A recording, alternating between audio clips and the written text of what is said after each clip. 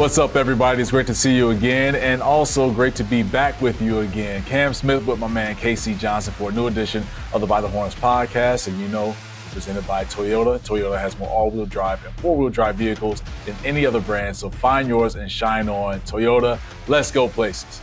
𝗙𝐶, we are continuing to creep closer to the season opener next week, October 22nd. And it feels like it can't come fast enough, but we're still getting some more reps for this Bulls team as we watch them play their fourth preseason game last night as we record this pod. It is Wednesday, October 15th, and the Bulls are in Denver facing off against the Denver Nuggets. Second straight loss for them in the preseason, but as we discuss with everyone, 𝗙𝐶, it's not about wins and losses in preseason, more so about feel and how players look with this rotation that Billy Donovan is still trying to figure out. So unfortunately for the Bulls, as I mentioned, lost against the Nuggets, 124-117. But some things that we can take from that game from an individual and also rotation standpoint. But 𝗙𝐶, are you ready to get to the start of the season like me? Because I'm like, all right, preseason is cool. Let's get to the real thing. Well, let's just hope that we start better than the Bulls, because slow starts have been a consistent theme in this preseason. Last night they were down 15-10 after the first time out. They've been down 9 to the Bucks, 8 to the Cavs, and 11 to the Cavs in the other first time out. So slow starts have been a season-long issue. I know we're going to get into some rotation stuff. I don't see Billy Donovan changing the starting lineup. And also, we have to remember the starting lineup has not been the normal starting lineup because Coby White has been out. Right. But slow starts are a concern for me heading into the season, and we asked 𝗪𝗪 𝗪𝗀𝗧 about it the other day. They're concerned for him as well. So, like I said, let's hope we start better than the Bulls have started through preseason. There you go. Just praying to the basketball gods for that thing, because things will kick off against a very talented and, yeah, they're still fairly young Detroit Pistons team that finished 6th in the Eastern Conference last year and lost in the first round to the New York Knicks in 6 games. But again, before we get there, breaking down some things in terms of what we saw last night from this Bulls team. And despite the slow starts for this group, we've also seen individually fast starts. Matas Buzelis really showed up and showed out once again. I really love how he looks within the flow of this offense, 𝗙𝐶. And the big thing that stands out to me with Matas in preseason is him catching and shooting. He's really stepping into his shot with supreme confidence. And you saw it on display throughout preseason, but more so last night against the Nuggets, where whether it's in fast break or half-court offenses, you're watching Matas, whether it's a swing, him in the corner, or him coming off a down screen and really reading his defender. There was one play in the first half that we saw he was coming off. He was on the left side of the floor, coming off a down screen from Vooch, but saw the defender try to jump the screen, or at least go underneath and try and jump that lane, and Matas just faded back a little bit for a catch and shoot 3. And I'm like, all right, these are the things that, for me, again, it's about feel, and for 𝗙𝐶, it's about feel as well in preseason, that stand out to you. And we know the numbers with Matas and what he was able to have: 20 points, 4 blocks. I know we'll touch on the defensive aspect for him a little bit, but have you noticed those things about Matas as well, 𝗙𝐶? Just catch and shoot and stepping right into a shot and knocking him down. Yeah, there's been a couple times, Cam, where he's just caught and shot in transition and shot a 3 in transition, off the catch without dribbling. And, he's just making quick decisions. He's making, more often than not, the right decision. He just looks like a very, as you mentioned, supremely confident player. I believe he got up to 5 blocks. So we're going to get into his defense. Yeah. I think we're going to get into his defense in a second. But offensively, I've liked his ability to get to the line. I liked his, decisiveness in terms of when to attack, when to, get rid of it. I think he's making better decisions on closeouts. There's a lot to like offensively. And, I made this point on our fast break taping the other day. Like, do we have to change our expectations for Matas Buzelis? Because I've been the one beating the drum, to temper those expectations. I think people are obviously putting so much on this kid who just turned 21 yesterday or the other day, to be the next great superstar. And, you'd even heard some all-star talk this season, and I was telling everyone to slow their roll. But, I mean, I know it's only preseason, but there's a lot to like with the way Matas has approached these games. Yeah, 100%. And just he looks season ready for this Bulls team. You can tell the work ethic that he's put in the offseason with a number of guys trying to fine-tune their skills to get ready for individually and also team-wise an important season, right? Especially when you think about the individual contract part of it for certain guys like Ayo Dosunmu. And we know this about Ayo, 𝗙𝐶. he's a guy that doesn't allow, or at least it doesn't feel like, we don't see it from the outside in, but in terms of pressure or forcing things, he doesn't showcase that. And we haven't seen that in preseason. He's been playing his favorite song every single game in preseason in his head. And you can just see, I don't know what that song is for Ayo. Maybe we got to do a deep dive into that, or just reach out to him the next time we're at practice or shoot around to see what his favorite song is. But it feels like he's playing that song in his head every time he steps on the court, because he's so free flowing. He gets right to the basket, something that we've discussed and we know about Ayo in terms of him being able to get downhill and score at the rim. But he is just unbothered with that basketball in his hands. And last night was another example of that, where he reached double digits again, but he finished the night with, for himself, 11 points. But you have a guy that wants to step into a bigger role for himself. And it's not with him something that he's saying verbally. You just see it with his actions in this Bulls team.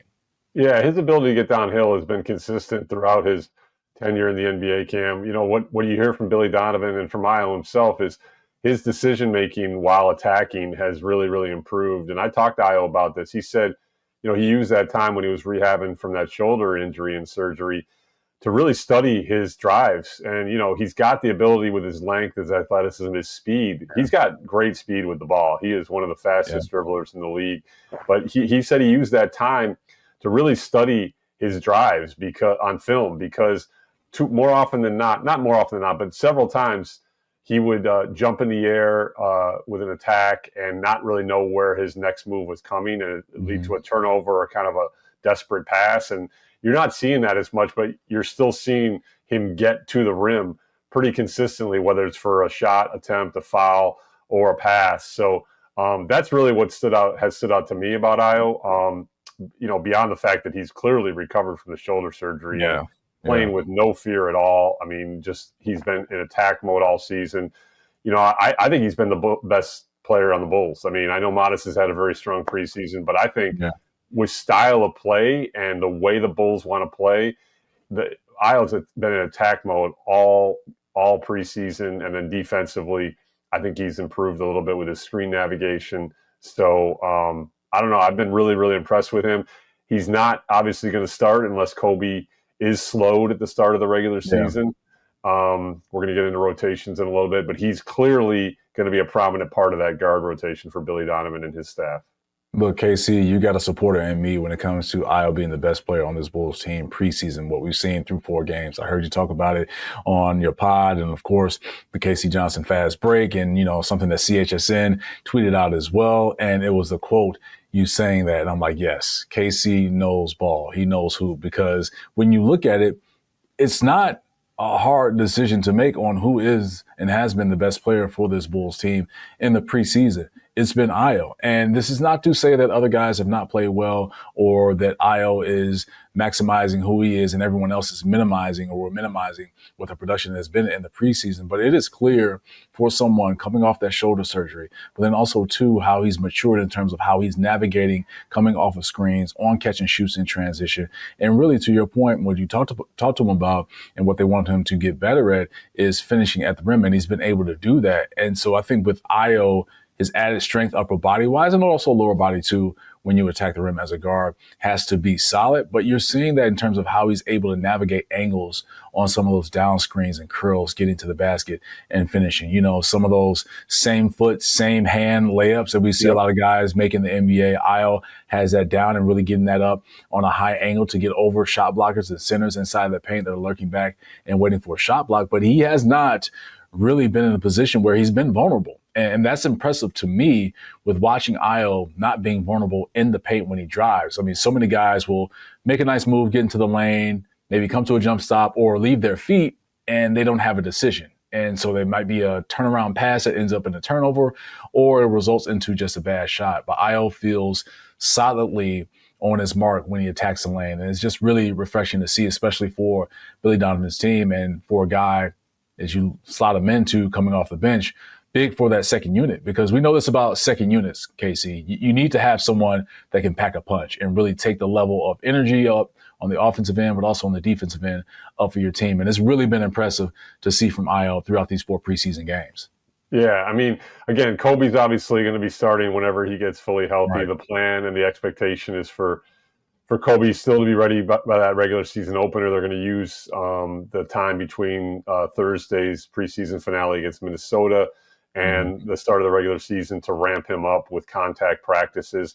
Assuming there's no setback, you'd expect Coby to be in the starting lineup for the regular season opener, but it's not a guarantee for a couple of reasons, because Billy Donovan, for the first time, brought up that he is going to be on a minutes restriction to start the season. It's not so much out of concern for the calf. It's more out of concern for his game shape and his game conditioning, because he has not played 5-on-5 since early August when he suffered this calf strain. So, I mean, to better utilize the minutes, do they bring Coby off the bench to start the season Wednesday against Detroit?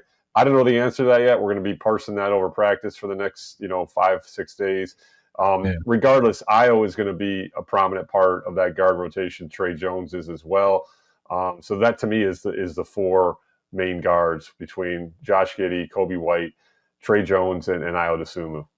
Yeah, it's a good attack to have when you look at Ayo and also Tre Jones, as we talked about Ayo playing well in preseason, but it's the same thing with Tre Jones, who was out yesterday with the injuries that he's dealing with, and along with Kevin Huerter and a number of guys. KC's got like a lighting issue going on right now. It must be spooky Halloween. Something must be going on with the crib right now, but KC's still with us, so we'll get into it. And maybe it feels like it's appropriate with the lights kind of getting a little dimmer as we get into just the Bulls dealing with the injuries that they have throughout this preseason. But getting back to the point I was making about Tre Jones and Ayo, that dynamic of those two guards, whatever role that they're in, whether it's a starting role or coming off the bench, and more so off the bench, it's a really nice asset to have and really a nice weapon to utilize for two guys that can get it done on both ends of the court. But you bring up a very good point about Coby and next week and just his lack of conditioning, right? I mean, we know that he's in some type of shape, but we understand it's a different type of shape when you're talking 5-on-5,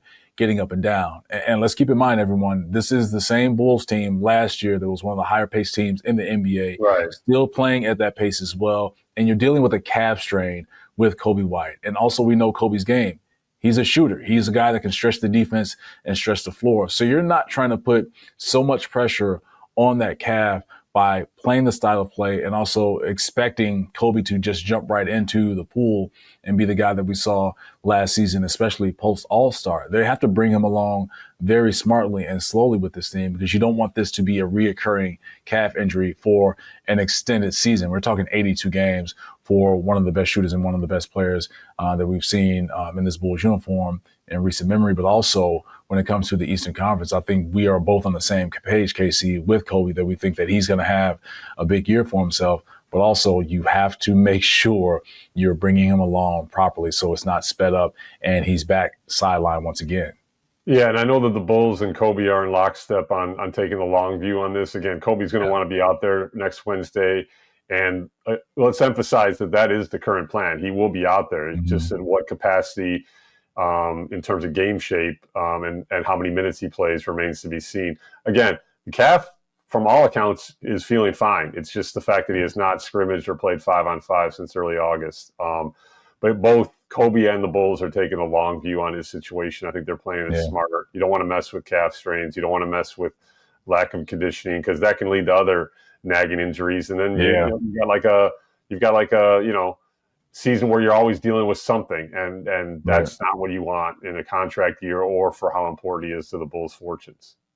Yeah, just exercise a little patience with everything. I know Bulls fans are just like, Cam, don't bring up patience. We're not trying to hear that, but you have to be careful when it comes to the health of in my opinion, KC, this is me, your best player on the team in the Chicago Bulls. It is Coby White. All right, there we go. So that brings into the question about the rotation of this team and the rotations that we've seen throughout preseason, with some guys being implemented into the starting lineup. We saw Tre Jones in that position. We saw Ayo last night. I think the one constant that we've seen is Josh Giddey, 𝗦liche 𝗰𝗶𝗹 Matas Buzelis, and Nikola Vucevic. Those have been the four guys in 4 of those 5 starting spots. So obviously with Coby White's calf strain and him trying to work his way back, that other guard spot has been a fluid situation for who gets that spot. So when you look at it, let's just slot Coby in if we, hypothetically, since we're going to have this conversation. You're looking at Josh Giddey, Coby White, 𝗦liche 𝗰𝗶𝗹 Matas Buzelis, and 𝗦liche Vucevic as your starting five. How does that rotation look coming off of the bench in your eyes for this group, especially when it comes to the guards? Yeah, well, let's also point out that 𝗦cie h𝗁𝗶𝗹 did not play in the second half in Denver. Dalen Terry started for him. He only played 10 minutes overall.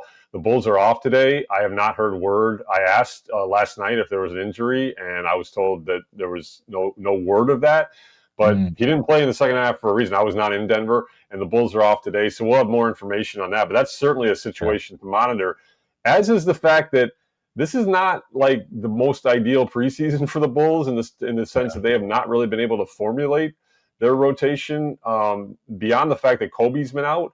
Kevin Huerter and Julian Phillips have been dealing with nagging injuries. And if you remember in that first game, Julian Phillips was ahead of Patrick Williams in the rotation.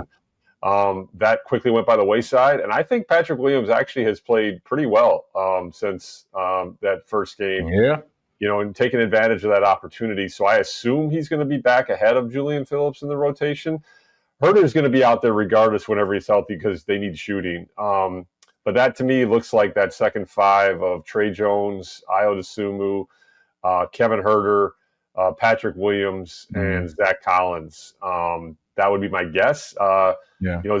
Zach has played very, very well. In fact, I've even had some people emailing me or tweeting at me asking if he can start over Vooch, who by all accounts has had a very underwhelming preseason. He's been kind of coasting into this preseason. I want to emphasize two things about Vooch. He was one of the best players over the summer at the Eurobasket. So he still can play basketball. He's coming off his best season as a Bull. Has he looked good in the preseason? Absolutely not. But I have no long-term concerns about Vooch. Every time the ball is tipped, he usually shows up. And Zach's going to play because style of play, physicality, rim protection, that's what some of the buzzwords we've heard throughout this training camp.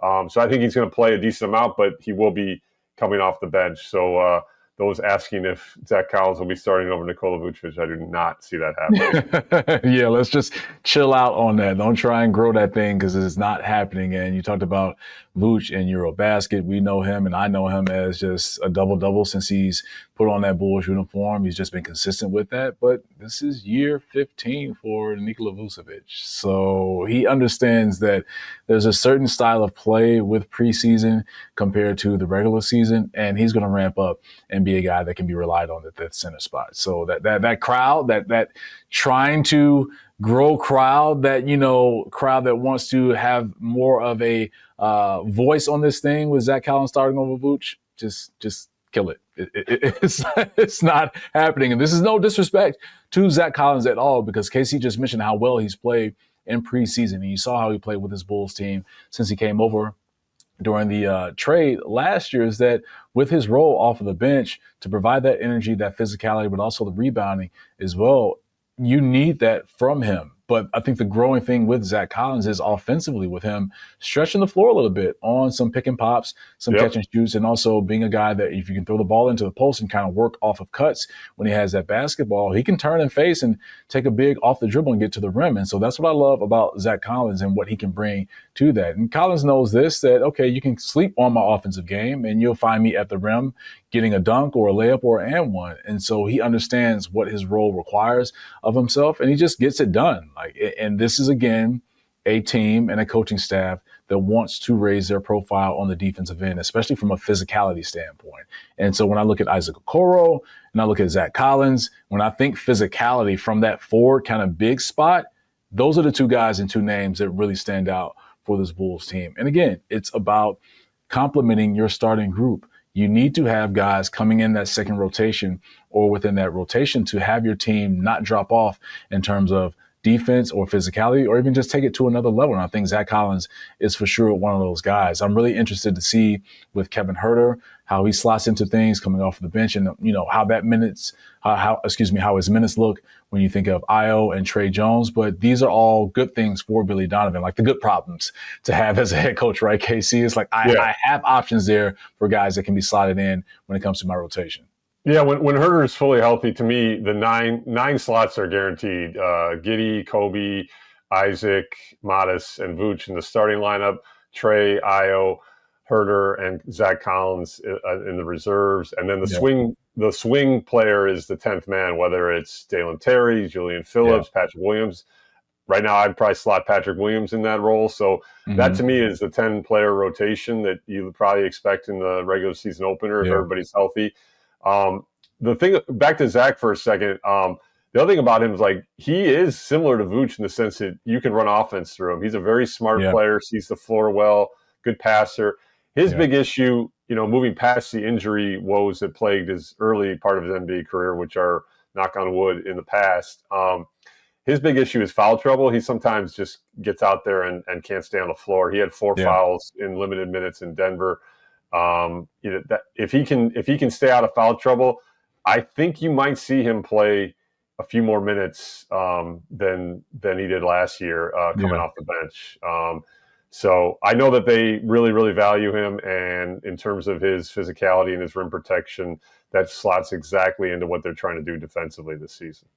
Yeah, I'm with you, Casey, and I'm glad that you brought up the foul situation that he had last night in Denver, 4 fouls. But take this into account, everybody watching and listening wherever you get your pods with Zach Collins. The first 2 preseason games against the Cleveland Cavaliers stayed out of foul trouble when you look at the foul disparity and not disparity, but how it broke down for him going up against the bigs of the Cavs, like a Jared Allen, like an Evan Mobley. You can slot Thomas Bryant into that thing as well, because we saw from, what happened in Cleveland with the Bulls and the Cavs that first game, that Thomas Bryant is very, he's very irrationally confident about his skill set and what he can try and do. So I'm trying to find the right word to describe Thomas Bryant. So let's just say he's aggressive with his movement, someone that is as lively of a body as Thomas Bryant. It can be difficult sometimes in terms of how you guard him and try and check, but more so with Evan Mobley and Jared Allen, Zach Collins was able to show that. And again, he's someone that you can trust. And at the end of the day, that's what you need with your rotation. Guys that you can trust. And you brought up the same a couple of times, Casey, as we get ready. And just one point I want to make on this about Patrick Williams and him sliding into that spot in the rotation for the Bulls, that 10th spot, I believe you were saying with him.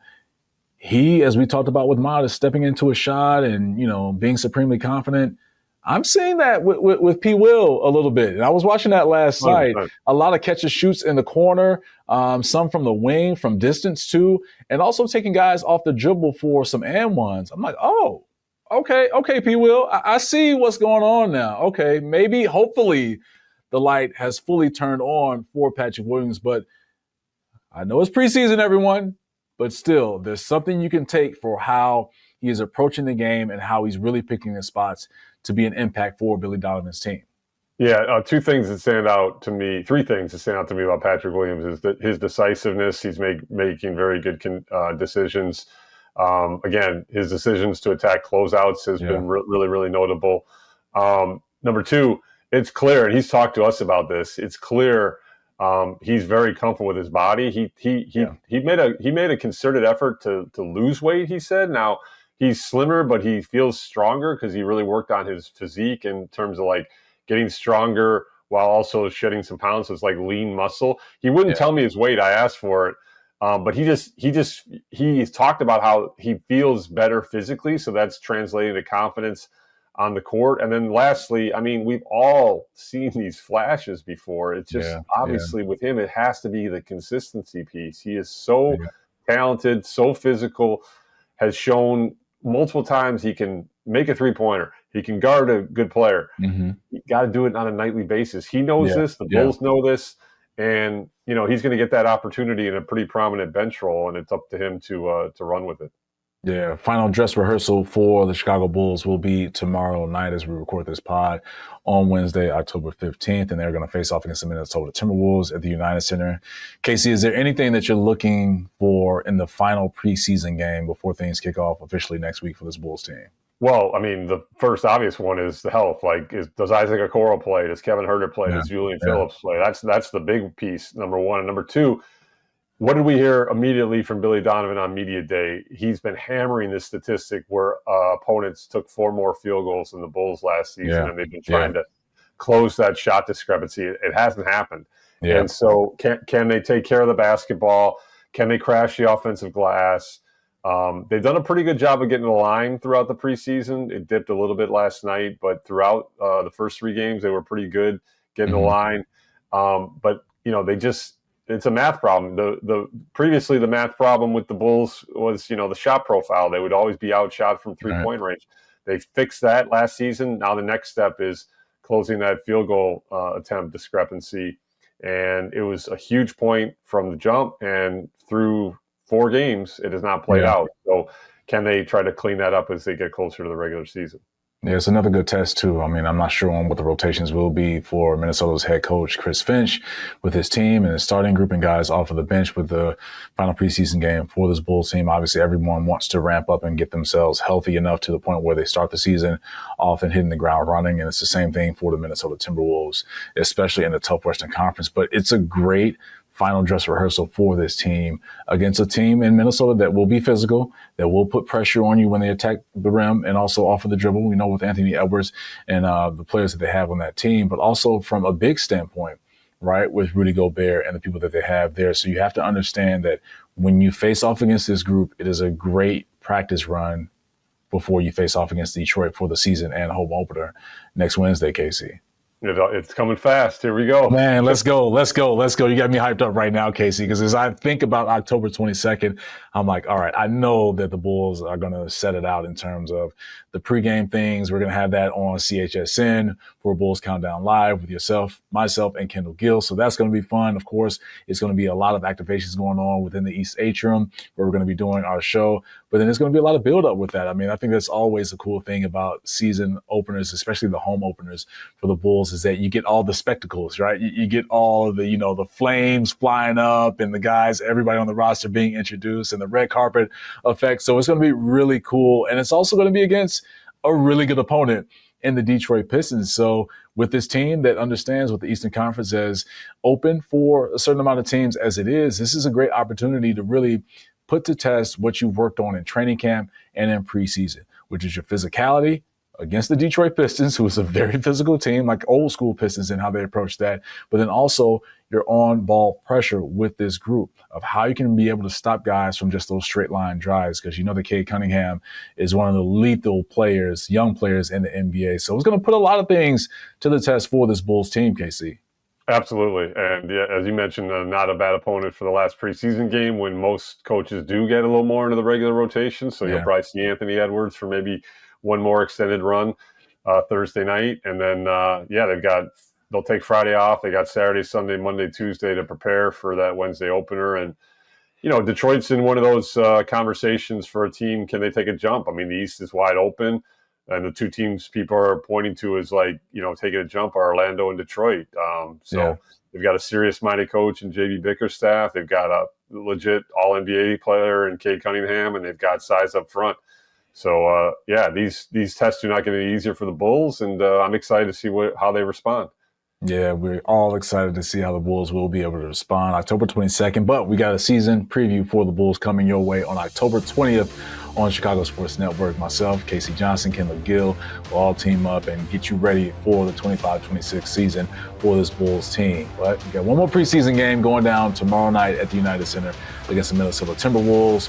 Final dress rehearsal, people.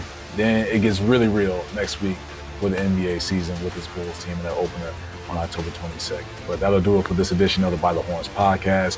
For my man 𝗪C Johnson, I'm Cam Smith. We'll tap in with you next week when the season officially starts.